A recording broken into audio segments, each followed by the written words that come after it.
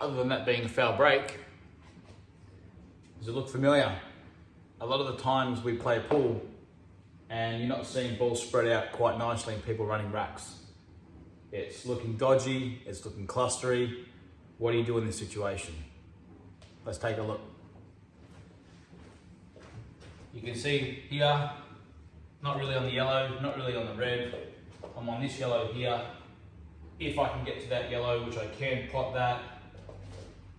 That yellow doesn't go into there. It may go into there. This one only goes into that pocket. This one goes to there. This one's dodgy, I can't get onto that. I can play this red here. I can leave the white here, pot that, open that up. But why? Because this red might go into here. Even if the red goes perfectly out to here, then I have to make sure that these yellows don't interfere with this red. I have got a red here to knock this one out. It's all very confusing, and now we're relying on luck. So a lot of players will actually straight away play a red or a yellow and try and go game here. In fact, what I'd be doing here, again, if it was a legal break, let's just say it was a legal break, I'd probably be just nicking off a ball, playing safe, and baiting my opponent into coming and having a crack at the out, because they don't have to just play one or two shots to actually win the game. They've actually got to play a couple of decent shots and also get lucky with those decent shots to actually win the frame.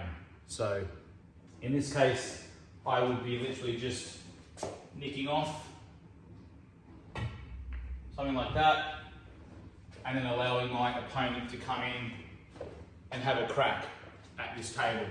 So whenever they're clustered like this, it's okay to play safe. There's a good chance they're not going out. And you can see, even if I were to put this back here, wherever it was, something like that, and let's say I did have a crack on reds, you know, or somewhere around here, I rolled this in, like I said, and then I would play this into there, open that up a little bit.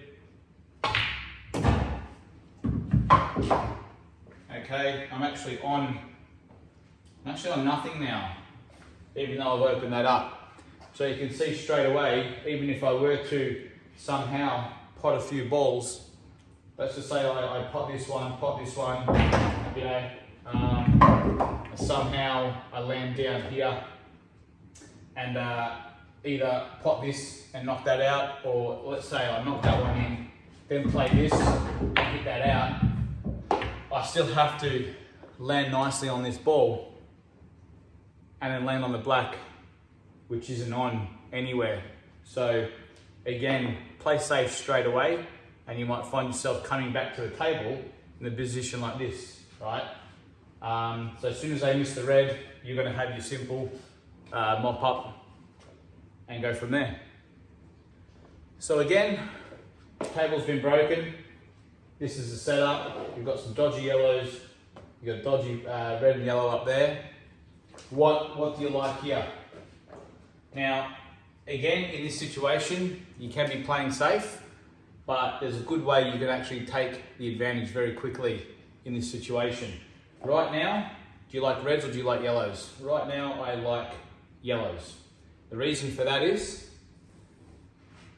that red ball up there. If I were to go reds because of this ball here, I can knock this one in, or I can try and come off the back rail and open these ones up, but I have to pot a red to be on reds. And there's no way I can get down here and open that up safely. I can try and come off the back rail now, but I might hit the yellow. And the thing is, there's no point in doing that because it's open table.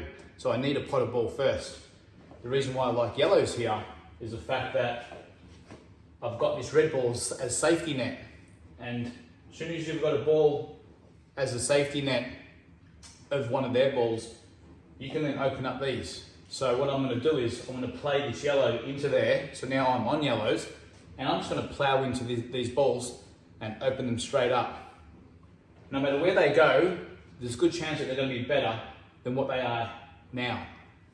And I've got the safety of this red ball here. So not only are they going to have to now try and pot out on reds, but they're going to have to try and break out that ball to do so. So straight away, now I'm on yellows. Now I'm going to get down and just open up all these balls. I can play this yellow if I wanted to onto that ball and leave it there, but I want to open this up because if I just leave that clustered down there, they can go and play this red and open it up, and then I lose my advantage. So in a way, something like this. And I would actually, if you wanted to, screw the white ball back.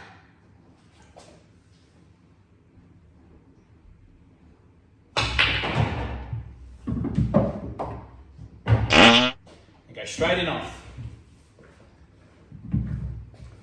So, maybe don't screw straight back, or make sure to come back here, or you know what? Just screw back to there. It doesn't really make a difference. So I was just trying to get cute, come off the back rail and tuck in behind there, but you don't actually really need to do that. You can just literally leave the white there because you can see the way the balls are panned out. This yellow goes, opens up that. All my yellows go now, and even if the white ball was somewhere along here, wherever it was, it didn't really matter where it was, okay? Let's just say I stunned it in and left the white ball there, all right? So again, I tried to be too cute and screw the white ball back, and it cost me. Now, it may not have cost me the frame in this circumstance, but it may have next time. So, lesson learnt, keep it simple. We were keeping it simple, knocking in the yellow and opening up these yellows, and that's all I wanted to do. The very last minute, I decided to screw back and get a nice little tuck in behind there. You don't need to do that. So we're all human, we all make mistakes, and hope you've learned something from that. I did too. So we've left the white ball there. You can see now reds have a lot of work to do. They've fortunately now got a linking ball to come over here and knock this ball out if they wanted to, but they can't just knock that out now and let me back on yellows because all these yellows are on. That goes in there, opens up this, that goes in there, that goes there, and then that goes either here or there as well. So all these yellows are on, and I can knock this yellow in and open up that if I want to as well. So I've kept it sort of in my control, and I've played a shot that's opened up the balls, and I've allowed my opponent back at the table. Yes, I have, but there's a good chance that they're not going to go out from this. One more situation. Again, open table. We don't actually have to be aggressive all the time. This table may look like you can actually try and go game from here. Yes, this red's on in there, but we still have to deal with this. That red isn't on, and this red is pretty much only on in that pocket. But we also have the 8 ball locked up with the yellows. Now with yellows, yes, yellow goes, that doesn't go, and we've got a dodgy cluster over here. So what do we do in this situation? Absolutely nothing. We don't need to do anything. If my opponent was actually having a dip from here, I'd be laughing, and that's what I would actually hope my opponent does, is actually have a dip. So if you're ever in a situation like this again, you got a bit of a cluster, you're not sure what to do nothing. And I promise you'll win more frames. It will be up to you because you will do nothing, and then there'll be a time where you'll have to do something, but you'll get that chance. So in a situation like this, I'd be just playing a safety, you know, something like this. All right, and then just walking away from the table. And if your opponent is smart enough, they'll probably play a safety back. So something along the lines like this if they wanted to. All right, and then you'll start to see the frame evolve. So now you come back to the table. You can play something sort of more aggressive if you wanted to. Something like that. All right. It may get a little bit more clustered. That's fine. Play the frame out, and this is how we learn. Also, the tactical side of it as well. These frames like this are what makes some of the best players going around very good tacticians in a way, because they'll work out ways to actually win from here.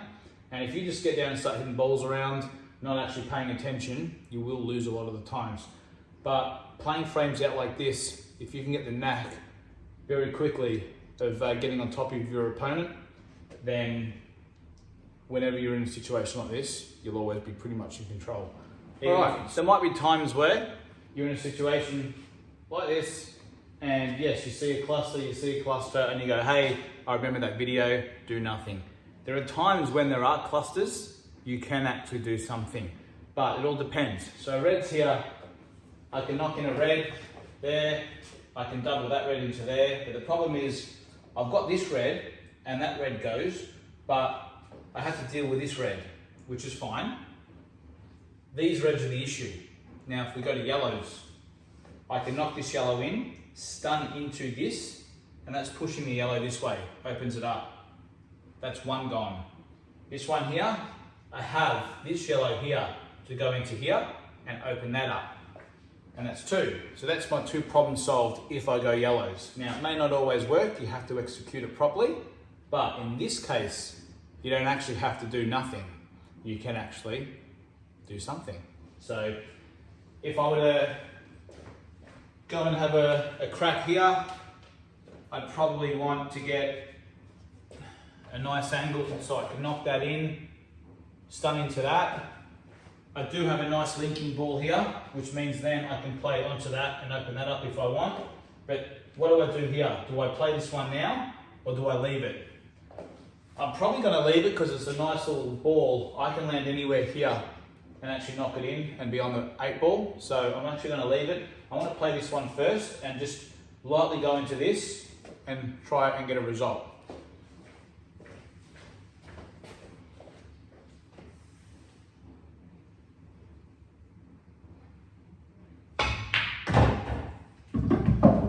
Alright, that's number one. So now I have to roll this in, and I'm probably going to end up over here, but being over here is still actually okay because I can knock that one in and go into that. So let's see how we go. Alright, have we gone too far? No, I'm okay. So now I can actually play this one if I wanted to and come back to here. And then I can play this one, nick into that, and hopefully be on them. Or if I play this one now, I'm actually going to go into that quite thin, which I don't really want to do. So the only issue is if I play this one now, I'm actually going to hit this one possibly first and not this one. And this could kick this yellow down this way. But then I leave this one here for an emergency. If I play that one now, I have to come back to here, I have to play that nice, I have to knock that out, and I have to get lucky enough to actually hit it half ball on this side and actually still continue on. So I'm actually going to play this shot and actually try and come out to here.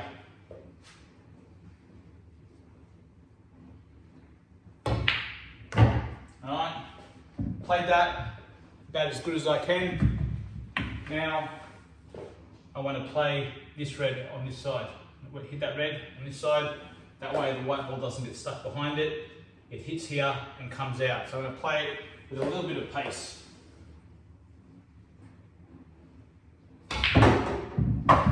Something like that.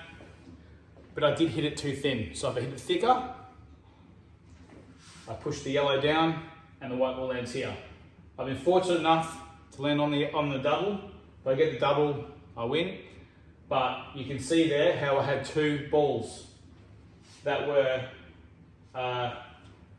nice extraction balls for this one and this one.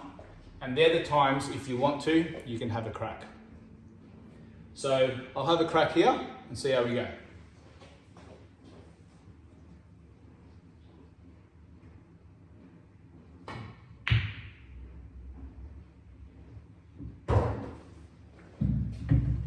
And your opponent would hate that.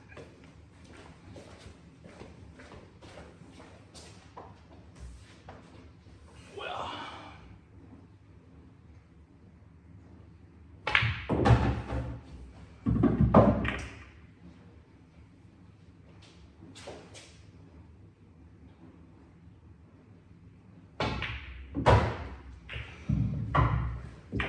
And there you are. You can see how I had the plan, I just didn't remember, execute it properly. All I wanted to do was literally play that shot and then go into that a little bit nicer. Pretty much like that. And that would have pushed that yellow over to here. So you can see now I've played that better and I would have got my better outcome. But that was a perfect example of when you can actually have a go at trying to run the rack. So hope you enjoyed this. As always, if you've got any questions, send them through on videos, stuff you'd like to see in the future. Like, subscribe and share. I'll see you on the next one.